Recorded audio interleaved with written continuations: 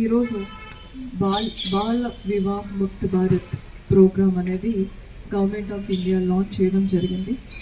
ఇది మనకి legal services authority అట్లానే డిస్ట్రిక్ట్ అడ్మినిస్ట్రేషన్ మనం కన్వర్జెన్స్తో జిల్లా వ్యాప్తంగా మనం కార్యక్రమాలు చేసుకోవడం జరుగుతుంది.